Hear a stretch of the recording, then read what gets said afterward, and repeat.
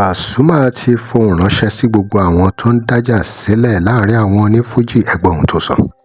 ẹ ṣọ́gbà yín o, ẹ ṣọ́gbà yín o, ẹ̀yin lẹ́rìn kú ti ń pọ̀ èèyàn tẹ́lẹ̀ máa sọ fẹ́ tó yẹ ń bá rí àṣẹ ní ẹyẹ máa díjà sílẹ̀ èèyàn ayé ṣe bẹ́ẹ̀ mọ́ kò dá o. Lórí ọ̀rọ̀ ìjà Pasuma, Saheed, Osupa àti Taye Currency náà ni aṣíwájú àkàndé yìí ti sọ̀rọ̀. Ẹni wọ́n ti fọ̀rọ̀ sílẹ̀ lórí gbogbo ohun tí wọ́n máa ń pè fúnra wọn tó máa ń ṣeré. Àwọn ọ̀rọ̀ wo ni Taye Currency máa ń bá Pasuma sọ tí ò yẹ kó máa sọ? Àwọn ọ̀rọ̀ wo ni Osupa máa ń bá Taye Currency sọ tí ò yẹ kí wọ́n sọ? Ṣé ẹ rántí fọ́nrán tó jáde lọ́jọ́sí tí Osupa ní ọmọ mi ló jẹ́, tí Taye Currency náà ní bọ̀dá mi ló jẹ́, nǹkan kan oríṣiríṣi. Gbogbo ẹ̀ náà ni bàbá yìí yànnà náà wípé níbi eré báyìí náà ni àwọn ọ̀rọ̀ bí ìjà ti lè wáyé o. Wípé béèyàn bá ti jẹ́ aṣíwájú náà ló jẹ́ olójú ọ̀rọ̀ tó gbọ́dọ̀ sọ. Ẹ gbọ́ ohun tó sọ. Báwo lọ̀rọ̀ iṣẹ́ wá kan bàbá Oyèdépò? Ẹ̀yin èèyàn wa ilé lágbára o. Kí ni aṣíwájú àkàndé sọ wípé ó yẹ kí àwọn onífújì kọ́ lára bàbá Oyèdépò ti ìjọ Winners? Ẹ̀yin èèyàn wa, nǹkan bẹnu fọ́nrán yìí o. A máa yà yín lẹ́nu pé báwo lọ̀rọ̀ ṣe kan pásítọ̀ àgbà Oyèdépò pẹ̀lú àwọn onífújì. Ẹ gbọ́ ẹ̀kúnrẹ́rẹ́ nínú fọ́nrán yìí. Ọmọ akpẹ́kẹ́ kan ní respect is reciprocal. Ṣé rí nǹkan drag yìí, Fuji àti controversy ọmọ ìyá ni wọ́n. Tí Fuji bá lọ tó ṣe controversy, irọ́ ni kò ní gùn. Olórin lè ṣe nǹkan tiẹ̀ káwa fans ká multiply ẹ̀ fún. So it's one of those things, and òun náà ló jẹ́ kí ilé Tùngbà máa dùn.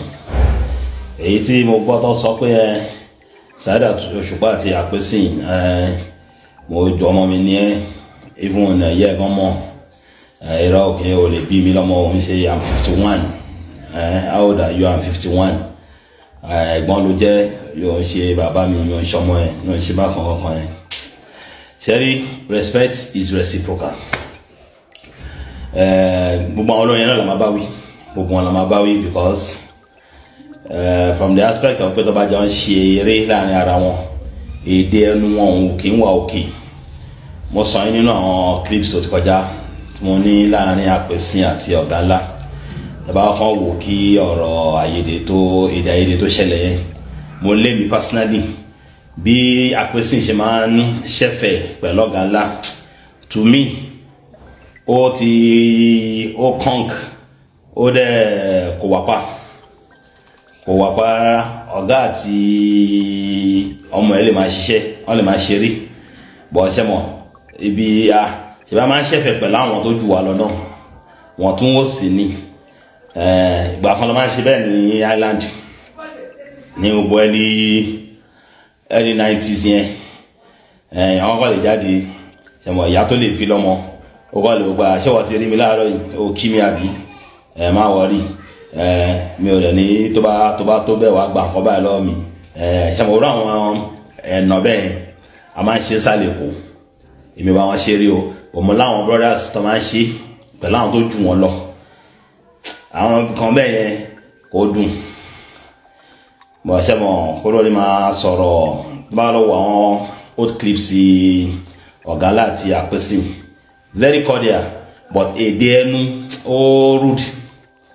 Ṣé mọ̀ bí example, ìwọ náà ṣàmọ̀, ìwọ náà mọ̀ pé báyìí, ìwọ náà mọ̀ pé àjọ wà ní, ìwọ náà ṣàmọ̀. Èdè yẹn ń dùn, àṣà aláṣà là ń kọ́, èdè Yorùbá ò dùn mẹ́ kò rí bẹ́ẹ̀ yẹn. So that tí misunderstanding bá ṣẹlẹ̀, á tètè easy kéèyàn náà kó change gear because ó ti ń pè àwọn èdè yẹn náà tẹ́lẹ̀. Orú ẹ̀ ló ń ṣẹlẹ̀. Èmi ò support ìyá ẹ̀gbọ́n mọ̀ pé mo jù ẹ lọ, bàbá ẹ̀ ọmọ mi ló jẹ́ nǹkan kan.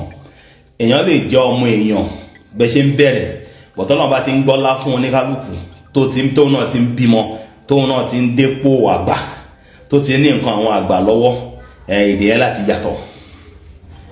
Then àpèsìn I'm 51, mi ò ń ṣe ọmọ ẹ̀, bọ̀dá mi ló jẹ́ nǹkan kan. Ìyẹn náà tó rude. Àtọ́bọ̀rin àti àpèsìn ọ̀la lẹ́wù tọ́jọ́ wà ń sìn yẹn, ọ̀rọ̀ yẹn ò necessary. Nǹkan necessary. Bí oníkálukú bá sọ, oníkálukú mọ level ara ẹ̀. Then àpèsè ọ̀la ṣẹ́rí temple àtìlẹ̀ ló ti bẹ̀rẹ̀ o. Ṣẹ́rí temple pride yẹn ó máa show kí Taye Currency náà lè understand pé orú ọmọ honorable Yusuf yẹn sìn ọ̀nà tí ṣẹ́mọ̀ boy honorable yẹn ó young but Ọlọ́run ti tò sípò ọlà, Ọlọ́run ti tò sípò àwọn àgbà, so èèyàn tó lè bí orú honorable yẹn lọ́mọ tó bá rí sìn wọn bírí á kí pẹ̀lápọ̀nlé torí ipò tó wà. Ipò tó bàbá náà wà náà nìyẹn, but kí bàbá náà ṣe kí ni kó náà kó mẹ̀lẹ́bẹ̀ kó máa ṣe is 51 fine, let him act 51. Dúkìá tọ́lọ́run ti fún Taye Currency, àwọn tí Taye Currency ń bá tó, in short àwọn tí Taye Currency wà pẹ̀lú sí ó ti ju èjì ẹ̀ lọ, so tó bá ti wá ju èjì ẹ̀ lọ yẹn kóun fi èjì lẹ̀ because it's just a number, kó fi èjì lẹ̀ kó wo status tó wà ń sìn. Taye Currency ń bá gọ́vnà ó ń bá gọ́vnà jáde, ó ń bá àwọn lọ́balọ́ba jáde, so ṣẹ́rí kó ti wà ní kó àgbà, so ìwà yọ̀ǹgì yẹn kó jùlẹ̀ tí kò wá dé abá gọ́vnà ṣe tó bọ́ bá ṣe, ọmọ ẹ ti wà ń kó àgbà, so kó wo status ọmọ ẹ yẹn kó fi lè fún ní regard. Kí Yusuf ṣe tẹ́nu ẹ̀tàn sí olókè òun tó ẹ lọ ní House of Assembly kọ́lọ́n gbà bẹ́ẹ̀ fún, tó bá lóun fẹ́ lọ fún House of Assembly, State House of Assembly, òun fẹ́ lọ sí House of Representatives, èyí tó bá àṣẹ òun lọ́lọ́run tó bá jẹ́ èrò ọkàn ẹ̀ ní kọ́lọ́n gbà bẹ́ẹ̀ fún. Bọ́dẹ̀ lókè the youngest o àtúfẹ́ tiẹ̀ ọ̀yà Senate kọ́lọ́n gbà bẹ́ẹ̀ fún. Tó bá wà ń lọ ní political career bẹ́ẹ̀ yẹn kẹ́tọ́ wọn tó ń ṣẹlẹ̀ ó lè di gọ́fúnà Ọ̀yọ́ State náà, kí ló pọ̀ jù fọ́lọ́run láti ṣe. Yusuf Adébísí yìí ó lè padà di gọ́fúnà Ọ̀yọ́ State. Tó bá dẹ̀ di gọ́fúnà Ọ̀yọ́ State tó bá ní good rapport, political rapport ni ẹ o, wọ́n lè fún appointment kó máa lọ sí presidency, kó máa wá gbódé level yẹn, kó máa rí pé bàbá òun ló ń ṣe báyìí, inú ò ní dùn. That's for Apèsìọlá. Ẹ̀yin fancy Apèsìọlá ẹ get nǹkan tí mo sọ right, we wish him well, but àwọn kan máa ń wà tó máa jùlẹ̀ ó ti tí èjì ẹ̀ ò bá ẹ lọ wọ àwọn chief executives tó jẹ́ 50 of age tó bá presidency sọ̀rọ̀ wọn lè ṣe bẹ́ẹ̀ yẹn abẹ́gẹ̀tẹ̀. Then Jackie rabagba ọmọ ìkéré ti dàgbà, ọmọ ìkéré ti ní nǹkan dàgbà ní. You don't need to tell him pé ọmọ mi ní ẹ̀ kó tó understand pé Jackie àgbà ni. Lọ́rọ̀ environment tó wájọ ṣe yẹn kò nídìí. Ẹ máa wo ọ̀gá láǹgbà mi tí Taye Currency bá ń ju àwọn NASA tó wà payẹ̀ sí. Ọ̀gá ńlá just like his nature akọ̀mọ̀ rẹ̀rìn ni ẹ̀rín yẹn mò ń sọ nípa ọ̀gá ńlá pé ó jẹ́ kọ́ka ọ̀gá ńlá náà máa tẹ̀ nǹkan mìíràn. Tábà ti gbójú wo ẹkùn wọ́n sì tó dẹ̀ tí ọ̀rẹ́dì sọ gbà kí ló ń ṣe mi ò gbádùn èdè tó lò yẹn. Ẹ bàbá àwọn ọmọ mi ṣeré gan apèdè mi ẹsẹ̀kẹsẹ̀ tí wọ́n sọ pé àwa kí ló ń ṣẹlẹ̀ kí orú èdè wo ló lò yẹn kò ní lóúnjọ́ mi mọ̀. So máa ń mú ẹ̀kọ́ lára gbogbo àwọn incidents tó bá ń ṣẹlẹ̀.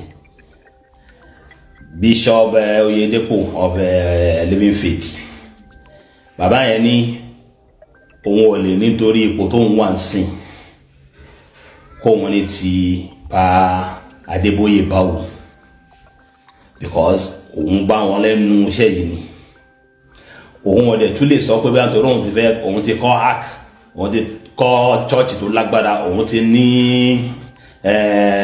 followership tó pọ̀ kóhun tún fojú kéré àwọn kan tó wà níwájú tóhun jẹ́ inú ọlá wọn yẹn fẹ́ gbogbo alọ learn from Bishop Oyedepo.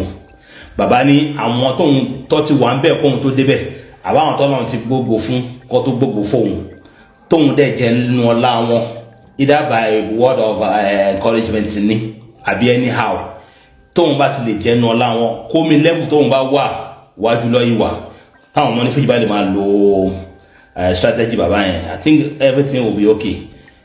Àpèsè ò lè fi rẹ̀ wé Òṣùpá kómi owó tó bá lóhun ní kò lè fi rẹ̀ wé Òṣùpá àwọn yẹn wà wájú kò lè fi rẹ̀ wé Pasuma wà wájú so tó ń ga bá ti mọ level ẹ̀ Ọlọ́run ló ń pín ògo Ọlọ́run ló ń pín ọlá àṣà àwọn tó ti kọ́kọ́ láti jọ yìí tó ti nílé ara tiwọn àdàrà àwọn tó bẹ̀rẹ̀ ìjọ òwò tó ti ní oríṣiríṣi rí mímọ̀ ṣe wọn kọ́ o bóyá Ọlọ́run ló ń ṣe o àdìẹ tó bá dé ti kú kẹ́lẹ̀ rè ó lè jàgbàdo.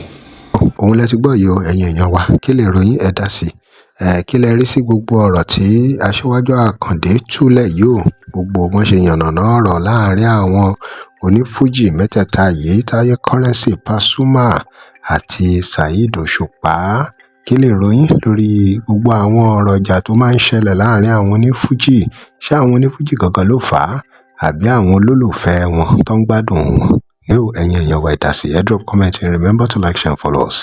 Thanks for watching. I love you. Follow WhatsApp number PG.